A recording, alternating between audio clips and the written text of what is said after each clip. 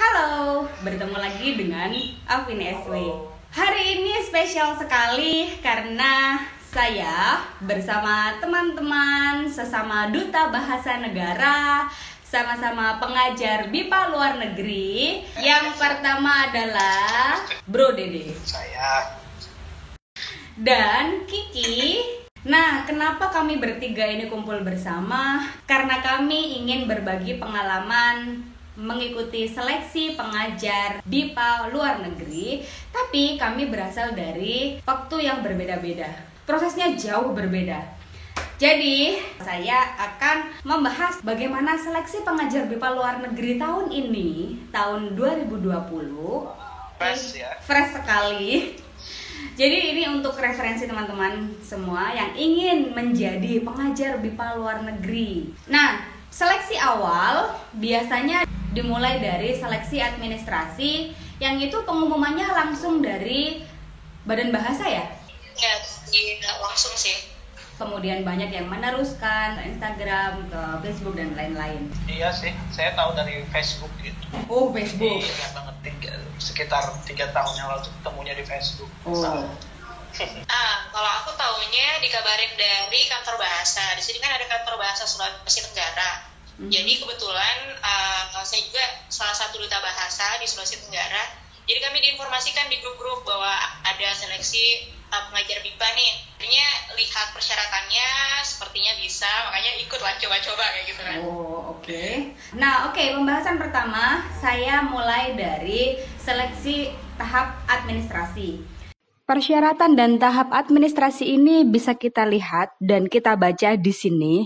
Ini surat dan tulisan syarat dan administrasi secara lengkap.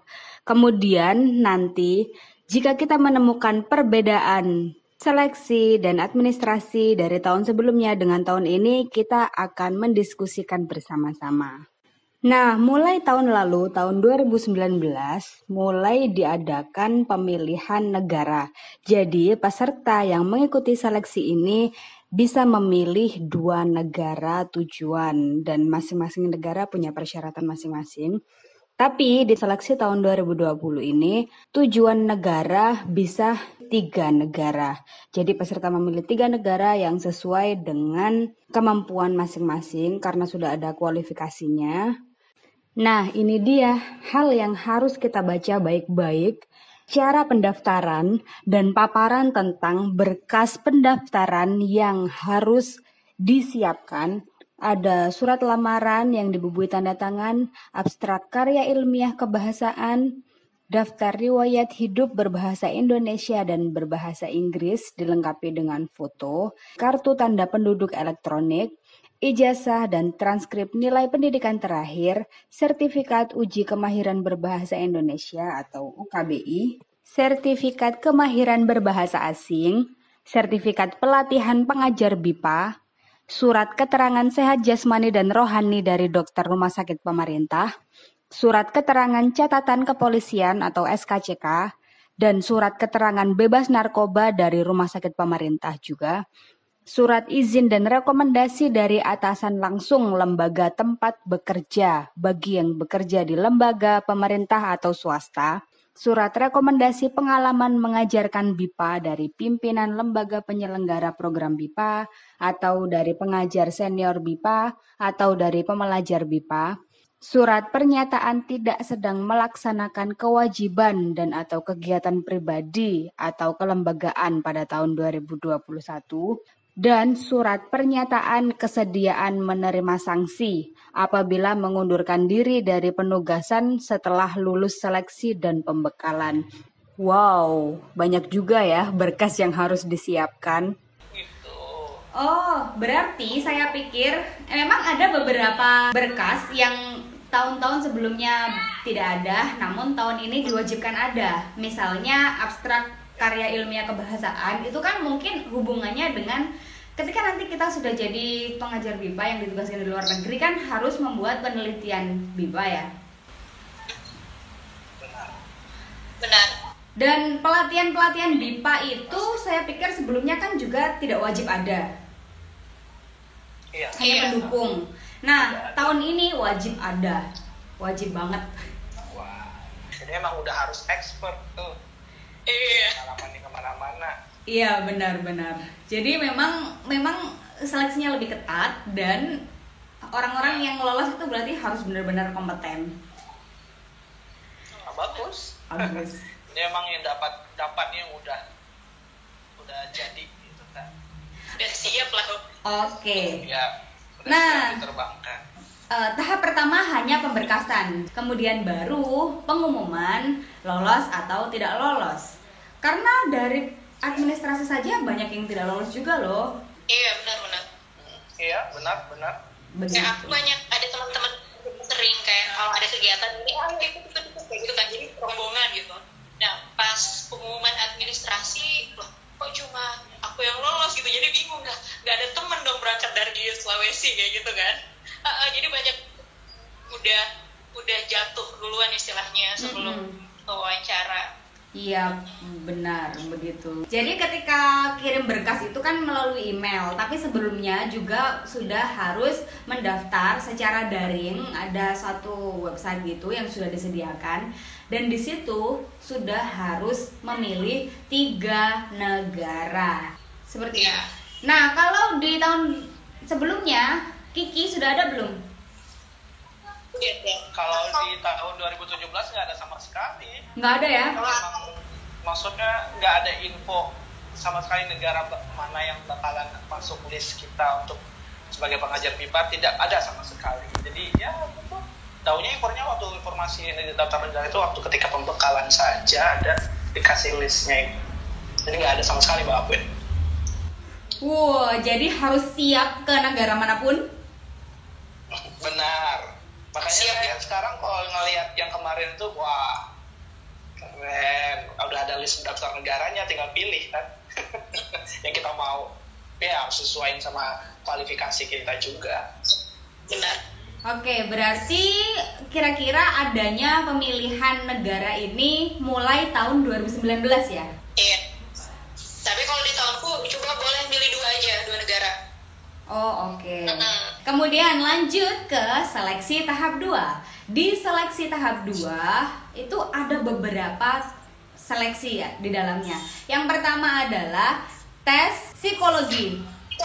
Nah, tes psikologi ini yang tadinya sudah memilih, kan harus memilih mau tes psikologi, ada 2 tempat yang bisa dipilih. Mau ikut tes seleksi tahap 2-nya di Bogor atau di Bali kalau tahun ini. Tahun saya ada dua tempat ya, di Bogor, terus di Jogja ya. Nah, tahun ini sebenarnya ketika awal-awal registrasi online itu sudah harus memilih mau seleksi selanjutnya di Bogor atau di Bali.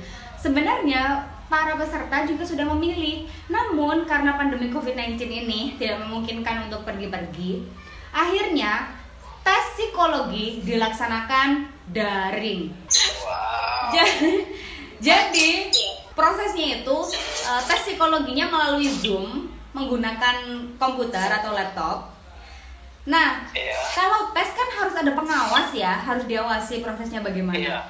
Jadi peserta yang mengikuti tes melalui Zoom itu juga harus mengaktifkan Zoom yang lain di handphone. Sehingga online 2, ya benar. Jadi dari beberapa arah gitu. Iya benar, karena kalau yang melalui HP itu kan supaya panitia bisa melihat prosesnya, supaya tidak ada kecurangan, tidak ada komunikasi dengan siapapun. Sedangkan yang di komputer atau laptop untuk proses tesnya begitu. Ini tidak mudah karena rame-rame itu bawain seleksinya. Saya pikir cukup ramai ya. Cuman kalau bisa membayangkan tidak sudah harus mengaktifkan 2 media sekaligus. Kemudian belum lagi kalau daerahnya itu internetnya lancar. Kalau internetnya tidak lancar, benar. Dan kendala-kendala teknis macam itu bahkan bisa menggagalkan. Kalau aku kan alhamdulillahnya masih tatap muka gitu kan. Kami masih ke Bogor semua, tapi emang dibagi dalam 2 hari tes. Aku kebetulan dapat hari pertama. Nah, tesnya itu dimulai pukul 8 sampai pukul 11 kalau nggak salah. itu full psikotes semua. Jadi semua beragam jenis tes yang berkaitan dengan psikologi semua di situ kan. Ada mulai dari menjawab soal ABC, kemudian ada yang menggambar lah, kemudian ada yang tes korannya lah, pokoknya banyak banget dilaksanakan selama 4 jam. Oh, iya, 4 jam. Dari pukul. Bagaimana dengan 2017, Dede?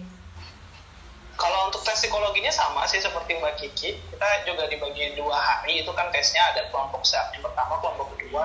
Nah, yang sistemnya sih sama, dimulai yang hampir 4 jam itu, psikologi dibabat habis semuanya, dari yang koran, dari tanya jawab, penggambar, semua ada. Sama. Oke, jadi sepertinya tes psikologi ini prosesnya sama, cuman bedanya yang tahun ini daring begitu saja ya. Oke, nah setelah psikotes kemudian selanjutnya adalah ada penilaian mengajar atau micro teaching lah.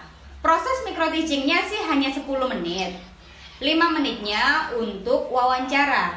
Nah, wawancaranya ini seputar micro teaching yang sudah dilakukan, seputar pengetahuan tentang kependidikan, teori-teori pendidikan semacam itu juga dilakukan melalui Zoom. Kiki bagaimana?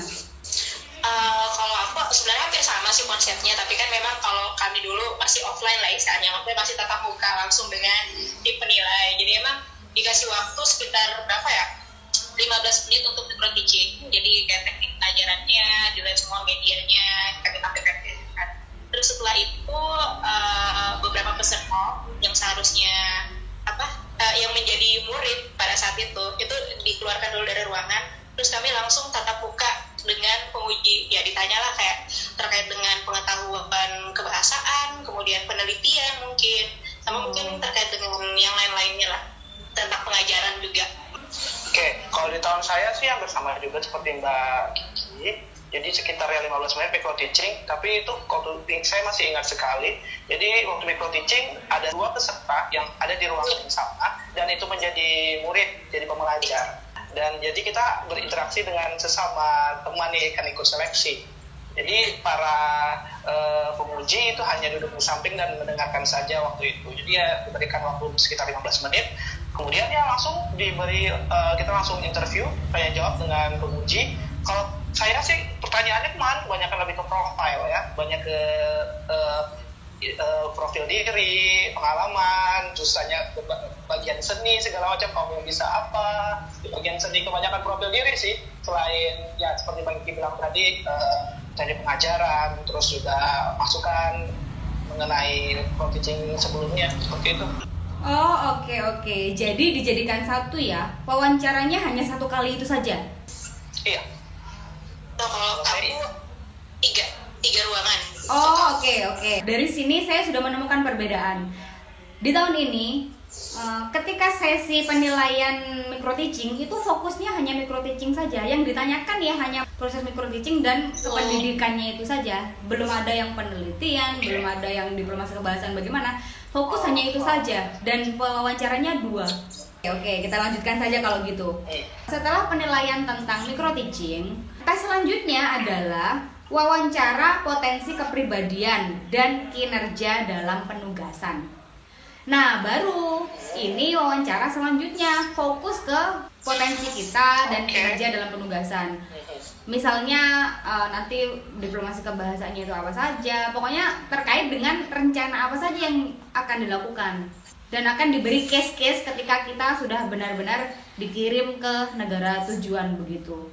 Jadi kalau misal kitanya masih orang awam, tidak begitu paham tentang diplomasi kebahasaan itu apa sih? Apa saja yang bisa dilakukan untuk diplomasi kebahasaan? Diplomasi kebahasaan. Saya harus bagaimana di luar negeri itu? Aduh, bakalan mampus. Karena benar-benar yang ditanyakan itu hal-hal semacam apa saja yang akan kalian lakukan dan lain-lain semacam. Atau wawasan kebangsaan, wawasan tentang negara tujuan, sedangkan negara yang dipilih 3. Bagaimana dengan angkatan Kiki 2019? Kalau aku kan memang ada kayak kayak potensi perseorangan ya istilahnya, kayak individu gitu, karena ruangan yang lain itu untuk mengetahui potensi secara kelompok kalau misalnya kita bekerja dalam kelompok atau beberapa orang kayak gitu. Nah kalau di ruangan perseorangan yang aku ingat banyak memang ditanya terkait dengan wawasan tentang negara tujuan, kemudian wawasan kita juga terkait apa yang akan kita lakukan. Aku bahkan ditanyain tentang undang-undang misalnya bahasa dan pada pasal berapa kayak gitu, jadi emang ditanya. Terus jadi misalnya Mbak Anita ini tahunya, aku kan dipanggil Mbak Anita kan, Mbak Anita ini tahu apa budaya Indonesia? Oh iya tahu Pak, kayak gini sebutin lah, boleh dipraktekkan mungkin tarian apa, jadi ada praktek nari juga sekalian di situ. Gitu. Terkait lagi tujuan misalnya kenapa memilih negara ini, kan udah dikasih 2 pilihan. Saya kenapa pilih, kalau aku pernah pilihnya Vietnam sama Thailand. Kenapa pilih Vietnam? Kamu pilih Thailand, kenapa nggak yang lain misalnya kayak gitu. Itu di apa ya, untuk tahu potensi individu si ruangan itu. Oke. Kalau waktu di tahun saya itu interview hanya 1 kali sesi, cuman itu kan pengujinya ada 3 orang, 3-4 orang. Terus mereka itu pertanyaannya emang sangat bervariasi Mbak Apwin. Jadi mereka mungkin dalam 1 sesi langsung dikasih semua pertanyaan yang mungkin di tahunnya Mbak Kiki dibagi per sesi. Jadi saya ingat sekali memang pertanyaannya itu ada Prof. Emi memang lebih teknis pengajaran. Dibilang kalau nggak usah pakai yang begini-begini, nggak usah begini-begini, langsung lebih kasih insight terus masukan. Terus kalau yang lain lebih membahas tentang profil diri saya, terus juga menggali apa yang saya punya. Saya ingat banget terakhir juga sama kayak Mbak Kiki, ditanyain saya bisa nyanyi, saya nulis sih di profil sama CV-nya bisa nyanyi bisa nari. Udah disuruh nyanyi, disuruh nari, semuanya di ruangan itu. Jadi semua langsung ditanya. Sama sekalian juga pernah ditanya, kalau saya terpilih mau dikirim ke negara mana, dibilang gitu. Terus saya diuji sama Prof. Emi, kalau ke Timur Leste mau nggak tuh, atau ke daerah yang sangat yang belum jadi favorit nih, biasanya dikirim di sini biasanya pada nolak, kata Prof. Emi. Kamu mau nggak kalau dikirim ke negara situ? Nah ditanyain seperti itu pertanyaannya. Jadi emang langsung numpuk kayaknya di dalam 1 sesi itu emang langsung banyak pertanyaan kayaknya. Oke. Iya. Dan itu ketika mendapat pertanyaan, Dede, peserta lain juga melihat ya? Waktu itu iya, saya di dalam itu ada 2 orang. Ada 2 orang, saya ingat sekali Pak Denny di pendidikan sana itu di ruangan saya. Jadi ya beliau juga mendengar. Oke. Iya. Ya, karena kalau yang sekarang, yang tahun ini itu benar-benar privat. Yang mewawancarai itu ada 2 orang, dan benar-benar peserta yang lain itu dikeluarkan untuk semacam di holding room gitu. Kan semuanya via Zoom ya. Jadi dikeluarkan dulu yang baru wawancaranya benar-benar sendiri. Berapa lama Mbak wawancaranya Mbak katanya? Kurang lebih 15 menitan sih per ruangan. Iya 15 sampai 20 menit. Ya, saya pikir sama lah ya, 15 sampai 20 menitan. Iya, dan pertanyaannya itu ya mirip, misalnya apa dasar hukum BIPA misalnya. Kemudian ya dasar hukum BIPA, kemudian apa yang akan kamu lakukan untuk diplomasi kebahasaan di negara A, di negara B. Benar juga kenapa memilih negara itu, apa motivasi Anda mengajar di sana, dan semacam itu. Kalau di tahun saya ditanya seperti itu, mungkin saya udah nggak jadi pengajar BIPA kayak. Ya saya tahunya BIPA juga cuman waktu ikut seleksi persiapan gitu kan, nggak mengalami soal kebipaan sebelumnya. Jadi waktu ikut tes itu baru belajar. Nah kalau misalnya langsung dikasih pertanyaan seperti itu, mungkin saya nggak jadi pengajar BIPA kayaknya.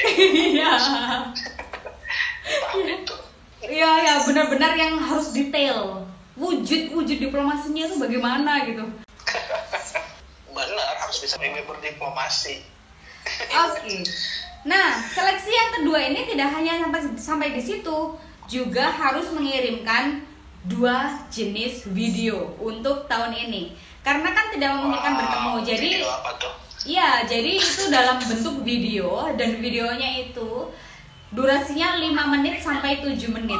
itu termasuk lama bagi orang yang tidak siap ya. Dan videonya itu dua jenis. Video yang pertama adalah video berisi keterampilan seni atau budaya yang kita kuasai. Misalnya kita menguasai tari, ya sudah kita harus menampilkan seni tari itu. Kemudian kita juga harus menjelaskan apa kaitan dari seni tari ini dengan pembelajaran BIPA.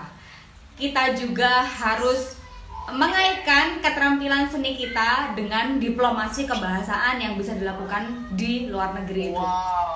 Nah, video yang kedua adalah video untuk membuktikan bahwa kita sudah bisa 3 bahasa sesuai dengan negara yang kita pilih. Nah, di situ tidak hanya memperkenalkan diri. Jadi, videonya itu tidak hanya memperkenalkan diri pakai bahasa asing, tapi juga harus memperkenalkan diri sendiri kepada orang-orang perwakilan Indonesia di sana, memperkenalkan diri kepada orang-orang misalnya lembaga yang ada di sana. Kemudian apa motivasi Anda menjadi pengajar BIPA dan rencana-rencana Anda. Kita bisa memasukkan materi ajar misalnya seperti itu. Dan ini tuh 3 bahasa sesuai dengan negara yang kita pilih. Saya pikir itu benar-benar susah sekali bagi yang belum benar-benar menguasai. Oke. Kirain pilih satu kan? Dia tuh 3-3-nya emang harus diselesaikan kemampuan bahasanya ya. Iya. Wow. Bagaimana dengan 2019?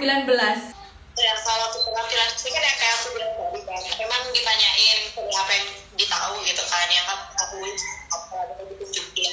Nah, tapi kalau untuk bahasa sebenarnya nggak ada istilahnya nggak penekanan ya.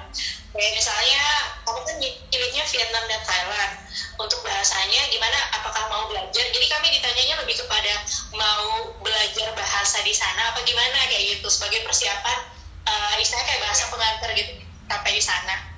Jadi kami nggak ditanya bisa berbahasa di sana kayak gitu.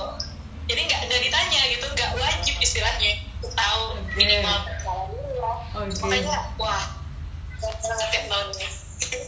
Bagaimana? Persiapannya Dede? matang kayaknya tahun ini ya.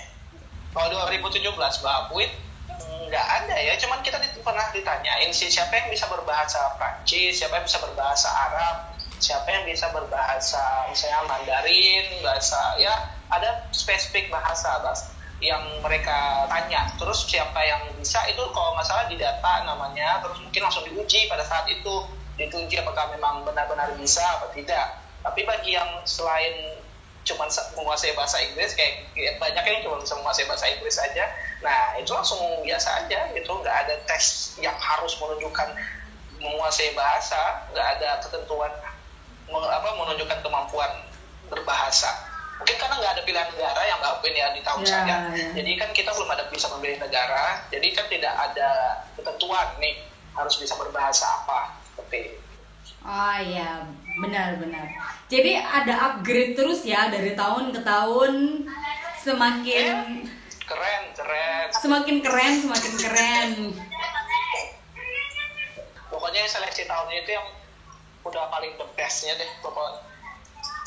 Tinggal siap berangkat kayaknya. Saya menemukan perbedaan lagi. Tahun sebelumnya, tahunnya Kiki 2019 itu ada jalur khusus loh. Ada jalur untuk duta bahasa. Saya mau tanya kepada Kiki, jalur khusus duta bahasa itu apakah hanya duta bahasa nasional atau duta bahasa daerah-daerah juga bisa ikut atau bagaimana? Oh iya, kalau jalur duta bahasa itu sendiri emang baru ada tahun 2019 ya seleksinya. Nah kalau itu sebenarnya dikhususkan mencakup duta bahasa nasional saja. Kemudian ada beberapa persyaratan yang tidak diwajibkan bagi kayak jurusan dari harus dari pendidikan kayak sastra itu nggak mesti.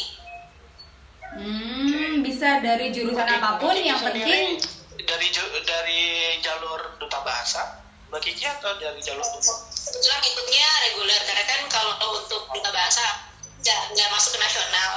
Waktu tahun 2010 ke bahasa 2010 juara 3 pada saat itu, terbaik 3, jadi yang terbaik 1 lah nanti yang berangkat ke nasional. Jadi untuk jalur duta sama Mbak, kita sama-sama finalis saja. Ya kan Mbak Arwin? spesialis duta bahasa nih, tapi nggak menang nih yang terpilih ini. Iya, makanya mereka ada jalur khususnya untuk khusus duta bahasa nasional kayak gitu. Kalau saya jalur reguler, kami kemarin terpilih berapa ya? Pokoknya dari 40 atau 50 orang wawancara yang lolos sampai pelatihannya itu ada 22 orang. Nah, kalau untuk jalur duta bahasa sendiri, mereka kalau nggak salah 2 orang aja pilih pasti tahun 2019. Oke. Tahun ini ada duta bahasa juga ya Mbak? Tahun ini saya tidak melihat ada jalur duta bahasa ya. Entah itu jalur duta bahasanya belum atau memang tidak ada tahun ini. Tapi yang jelas sampai saat ini saya sendiri belum melihat ada jalur duta bahasa. Jadi bisa saya tekankan lagi Kiki, berarti jalur duta bahasa pada tahun lalu 2019 itu hanya duta bahasa nasional ya? Iya, terbaik satu dari masing-masing provinsi yang melangkah ke nasional. Oh, baik. Oh, berarti satu provinsi satu orang dong, atau bisa mengirim beberapa dari tahun yang berbeda gitu? Jadi mereka bersaing dengan lintas angkatan juga, nggak mesti harus yang cuma angkatan 2019 saja atau angkatan 2018 saja. Oh, oke. Oh ya, mereka juga ini beda waktu seleksinya, jadi nggak bersamaan sama kami, emang beda waktunya mereka. Oh, iya. Prosesnya juga beda ya? Iya, jadi mereka itu pendaftarannya dibuka ketika jalur umum sudah selesai, gitu. Jadi kan baru lah dibuka, dan mereka waktunya kayak lebih singkat gitu loh. Kalau misalnya reguler kan biasa kadang ada waktu 1 bulan gitu kan, dari waktu pengumuman awal seleksi sampai ke batas akhir pendaftaran itu sekitar 1 bulan atau bisa 2 bulan bahkan. Tapi kalau untuk jalur duta bahasa, seingat saya itu kan cuma 2 minggu atau 3 minggu gitu. Mereka emang lebih. Oke. Waktu pelatihan digabung nggak ya waktu jalur umum sama jalur yang duta bahasa? Setelah terima pelatihan? Kami dipertemukan di situ. Tapi emang saya di sini. Oh iya. Jadi setelah kami semua mendapatkan pengumuman diterima, lolos, maka selanjutnya kami semua dipertemukan di satu acara yang namanya pembekalan pengajar BIPA per angkatan begitu.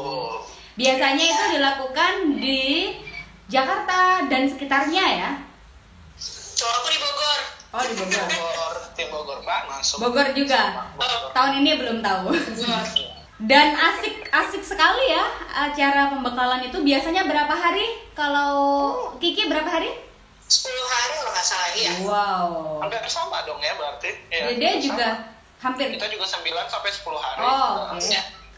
Bagaimana proses pembekalan itu? Susah sekali atau senang sekali? Susah dan senang. Silakan Mbak Kiki.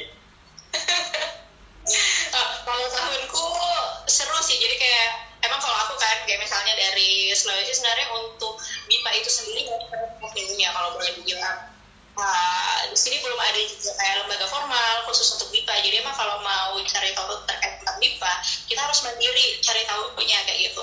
Untuk menarik siswa pun kami harus istilahnya kayak mengajar di lembaga non formal kayak gitu.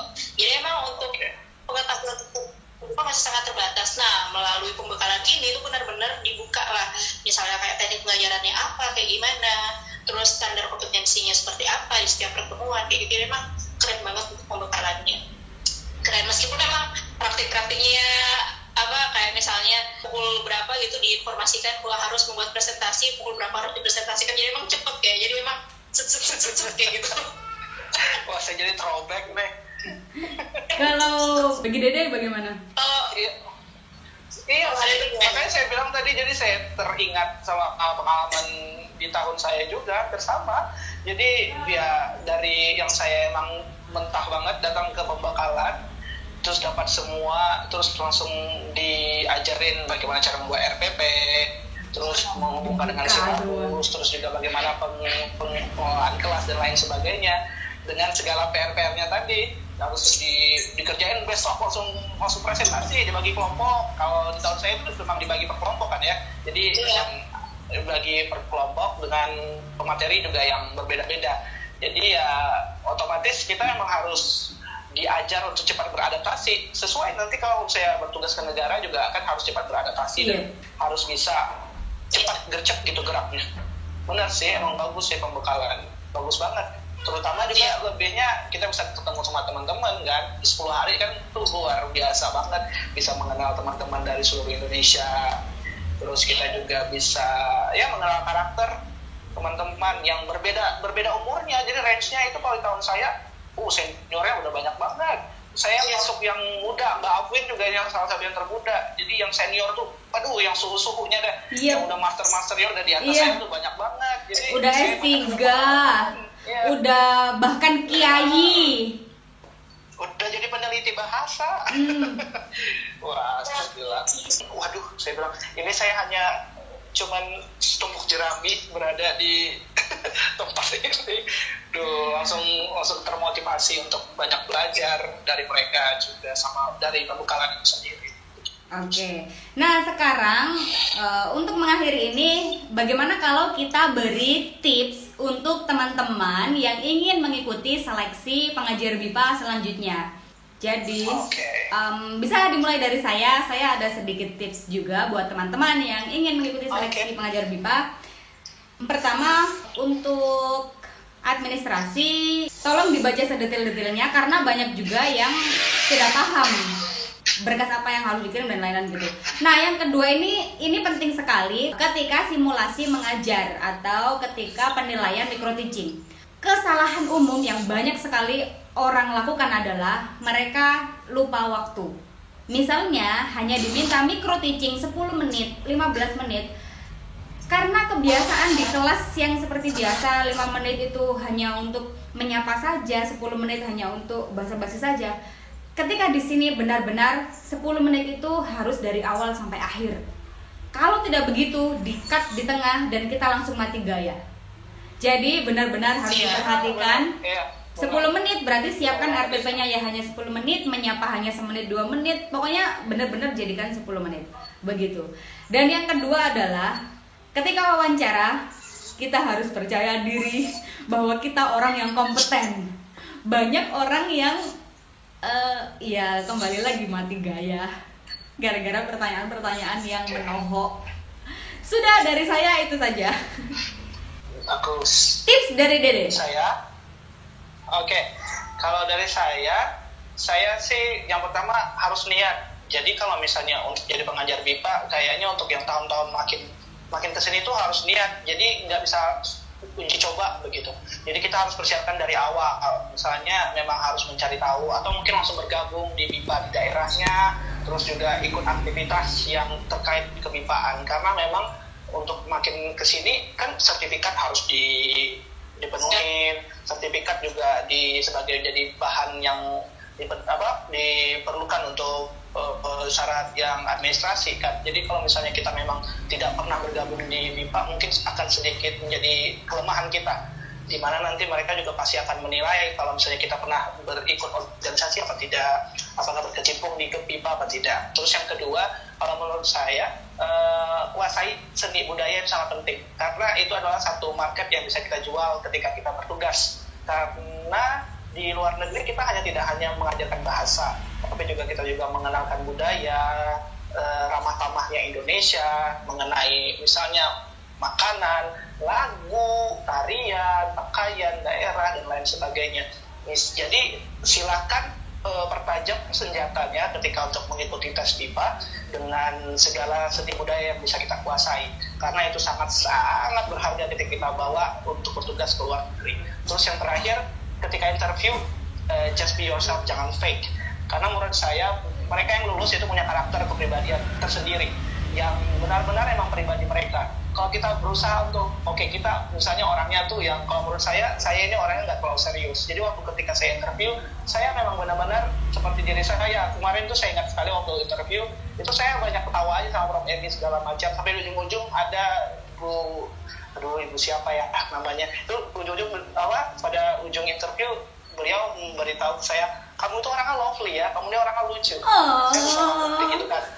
Jadi saya langsung merasa di atas angin, karena waktu itu saya cuma ketawa-ketawa, terus banyak-banyak bercanda gitu. Emang jadi live sangat-sangat enjoy sekali waktu interviewnya. Jadi jangan coba nge-fake deh. Jadi kalau misalnya Anda memang orang yang sedikit santai, jangan coba diserius-seriusin.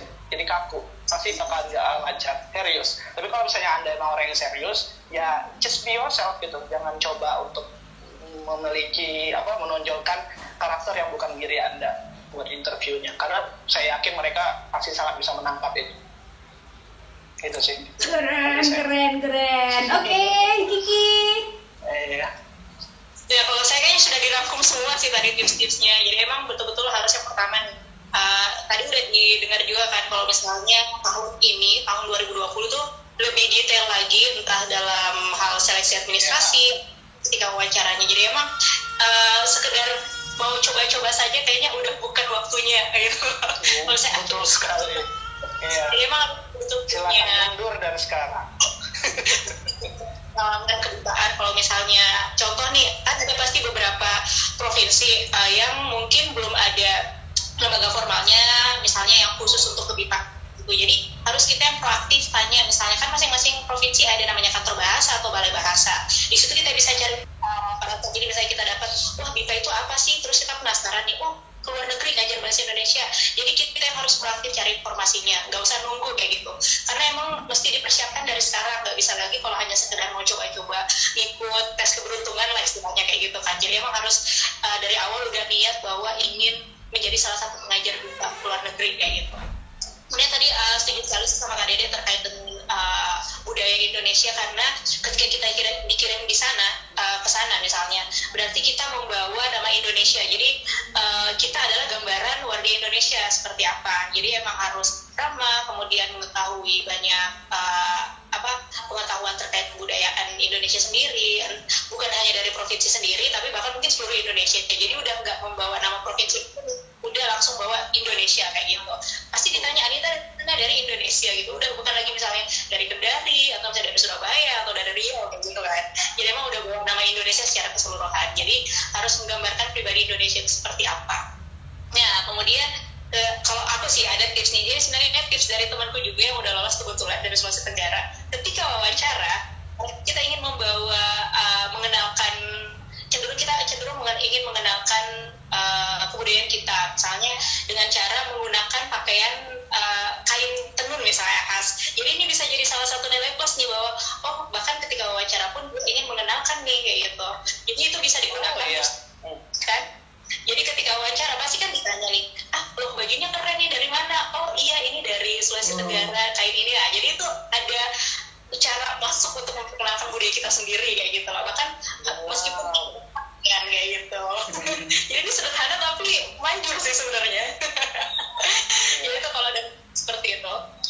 Wow, keren. Kebetulan juga tambah fashion jadinya ya. Jadi kalau fashionable jadi keren. Makanya keren. Iya. Batik khusus dari provinsi masing-masing itu bisa loh digunakan. Wah iya benar. Oke, terima kasih banyak. Semoga bermanfaat untuk teman-teman semua, dan untuk teman-teman yang ingin mengikuti seleksi pengajar BIPA luar negeri, ingin jadi duta bahasa negara seperti kami doakan semoga lancar. Amin. Semoga BIPA semakin jaya, terus berkembang. Ya, semakin tahun semakin banyak peminatnya di semua negara. Jadi setiap negara kita tuh harus mengirim pengajar dan pembelajar juga makin banyak. Jadi bahasa Indonesia makin dikenal begitu. Iya betul. Iya. Terima kasih banyak, ini keren sekali kalian. Ya, terima kasih Mbak Abuin. Oke, terima kasih, bisa kami akhiri. Sampai jumpa di penugasan selanjutnya. Salam dari Surabaya. Salam dari Provinsi Riau. Salam dari Sulawesi Tenggara. Bye. Dadah. Terima kasih.